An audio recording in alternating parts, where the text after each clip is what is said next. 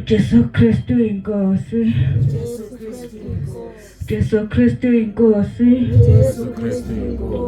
Mbingelela ubaba uNsibande, mbingelele umama uPastor Nsibande.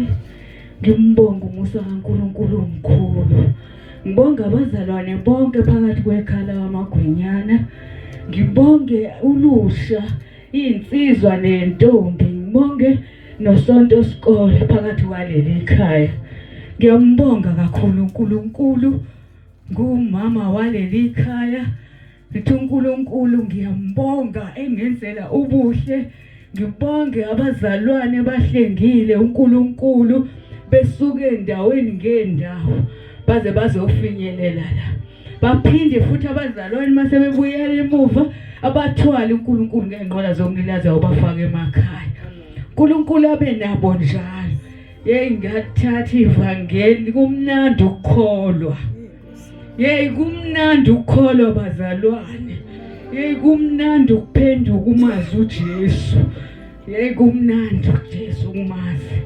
Ngiyambonga kakhulu uNkulunkulu emoyeni wami. Angazi namhlanje ungathi khona into ezokwenzeka phakathi kwaleli khaya. Ungathi khona into ezovulwa phakathi kwaleli khaya. Ungathi kuzohlelembelwa yonke into. Ngicela mase ngizohamba ngikhuleke kakhulu ngishayele yonke into phakathi kwaleli khaya. Njengomntwana eShilo wathi ucela ozwayo ukuthi ufuna enzeni enze. Ngiyambonga uNkulunkulu phakathi kwaleli khaya. Sisindisiwe konke la ekhaya, nokusubaba la ekhaya akasekho, kubaba la ekhaya usashona, sekusele nje ingane nami. Ngiyabonga uNkulunkulu, washo ukuthi wasishiya ubaba la ekhaya nomthokozisi, washiya nezwi likaNkulunkulu. Washo wathi nozibona nina, wathi nine nazi konke nozibona, mina ngivula izandla ngiyahamba manje. Wayeke zithatha izingane zami oneliswa laba athi uhlalani phansi batabami abaxoxela indaba, athi batabami ninganciki komunye umuntu ngaphandle kaNkulunkulu. Amen bazalwane. Jesu Kristu inkosi. Ngiyambonga uNkulunkulu, angazi ukuthi ngingathini. Ngiyambonga ukungena kwenu kuleli khaya. Hayi ngiyamthemba uNkulunkulu omkhulu, ngeke asishiye. Uyohleze nathi njalo. Uyangazi inkosi yami, anginato yesanje. Uyangazi inkosi yami,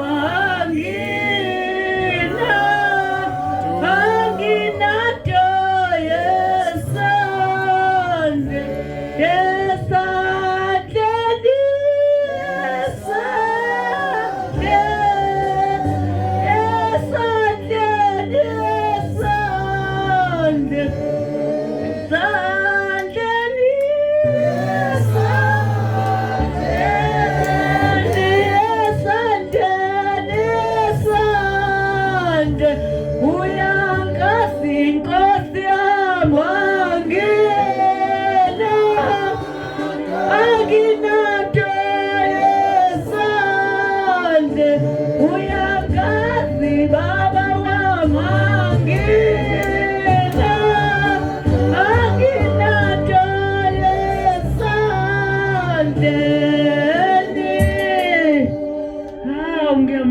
Jesu muhle. Haleluya. uJesu Kristu inkosi.